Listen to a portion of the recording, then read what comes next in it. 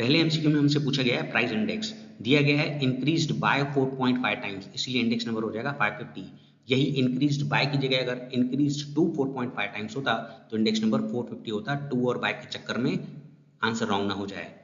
यहाँ पर भी हमें प्राइस इंडेक्स पूछा गया है, परचेजिंग पावर का फॉर्मूला लगेगा 100 डिवाइड बाय प्राइस इंडेक्स, क्योंकि प्राइस इंडेक्स पूछा है तो हम 100 डिवाइडेड बाय 0.75 करेंगे तो आंसर आ जाएगा।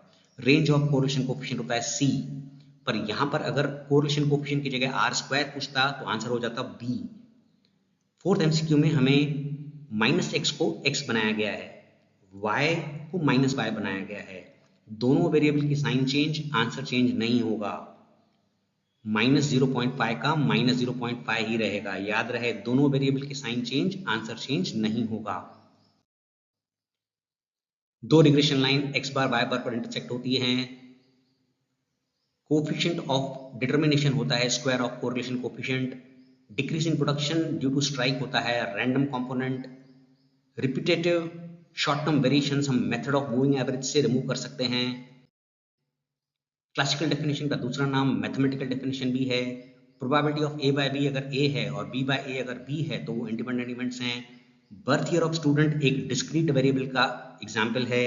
यहाँ पर हमें expectation of x square minus expectation of x का होल स्क्वायर, ये फॉर्मूला लगाना है, मतलब 35 माइनस 5 का स्क्वायर माइनस करना है, तो 35 माइनस 25 करना है तो आंसर 10 आ जाएगा।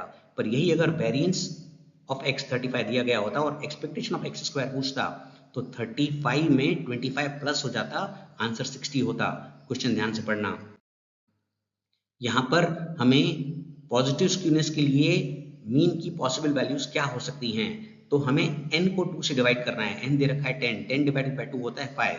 अब 5 से छोटी वैल्यू सिलेक्ट करनी है, क्यों? क्योंकि पॉजिटिव स्क्यूनेस है तो आंसर हो जाएगा 3। यही अगर नेगेटिव स्क्यूनेस पूछता तो 5 से बड़ी वैल्यू देखते। मीन 0 होता है, वेरिएंस 1 होता है स्टैंडर्ड नॉर्मल वेरिएबल के लिए। एरिया टू लेफ्ट और एरिया टू राइट दोनों में 0.5 होता है, पर टोटल एरिया 1 होती है। क्वेश्चन ध्यान से पढ़ना। 16th एमसीक्यू में अगर आप ये स्टेप्स फॉलो करेंगे तो आपको आंसर आ जाएगा 1426। लिमिट ऑफ कांस्टेंट एक कांस्टेंट होता है, इसलिए आंसर है 10। यहां पर हम पावर रूल लगाएंगे। 3 को 4 का पावर है वो आगे आएगा, पावर आगे आएगा, पावर में से 1 माइनस 3 टू द पावर 3 27 होता है, इंटू 4 करोगे 108 आएगा। कांस्टेंट का डेरिवेशन 0 होता है, x के बाजू में a है इसलिए आंसर a है। यहाँ पर हमें मल्टीप्लिकेटिव रूल लगाना है, u dv by dx plus b du by dx।